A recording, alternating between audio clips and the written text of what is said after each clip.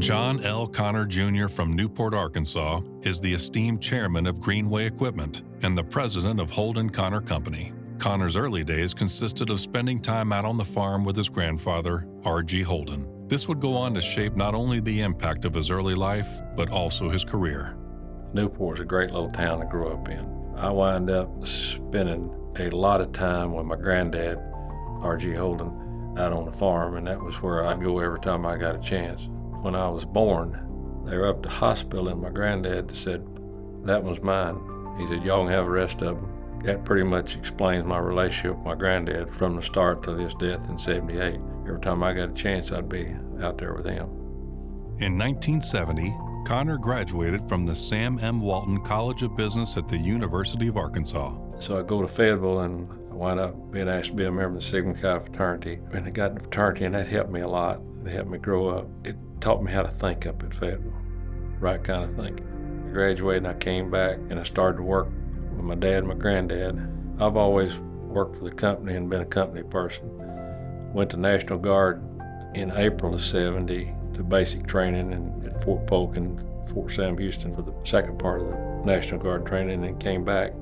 I got married in January '71. It started my farming operation, I guess, really then. So I started farming with one of the sharecroppers, learned what I was doing. In '72, I got a chance to buy my first farm.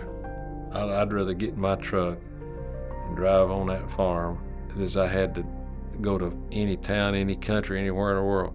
Every Saturday and every Sunday, my wife Andrea rides with me quite often. I'll tell her, I said, you decided to be with me to get to ride down the same gravel roads every Saturday and every Sunday to see the same thing. But, I'm kind of a creature of habit. Started trying to expand my farming operation. I went into the 1980s and we had that severe drought.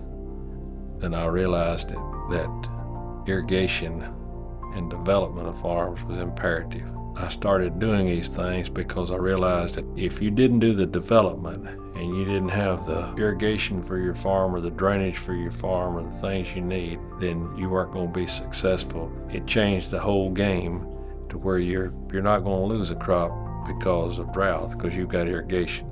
So I've learned some things going up. Just do whatever it takes to get it done. By the late 1980s, Conner acquired several John Deere dealerships. Going into the 80s, it got into 20% interest. Things got pretty tough in the farming area. But during that time, I realized that I had to get into something besides farming. I'd always thought that John Deere would have been a good business to go into, and I got a chance to go into John Deere business, and I made the deal in '87, took it over in April '88, got the first John Deere store in April '88. We've got 32 John Deere stores open from Saxton, Charleston, Missouri, down to Grady, Arkansas. This move transformed Greenway Equipment into one of the globe's top 3 John Deere franchisees. About 3 years ago, the CEO at John Deere was here in our area, and he said Greenway is the best managed Deere operation in the entire Deere system. And I was extremely proud about that. We've got a really good footprint. It takes a certain kind of person that's willing to put that effort out there and do that. It doesn't really make any difference what I got to do. I'll do what any of them will do. You can't give up. You just got to keep going.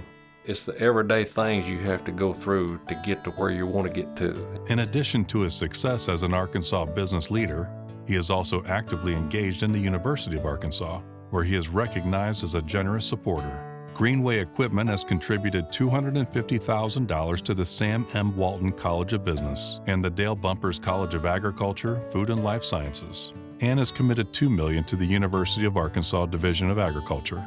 John would then go on to expand into new industries, buying Scott Petroleum in 2021 and Frank A. Rogers Construction in 2019. I can't even say enough about the way I feel about all the people that have helped us get to where we are, because you can't get to where we are without having good people.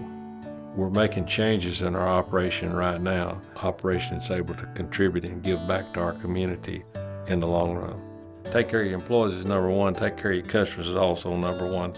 If we can do a little something to give back and to contribute to our community and the people here, then that's what I want to do. Well, it's probably the biggest honor myself and my family has ever had.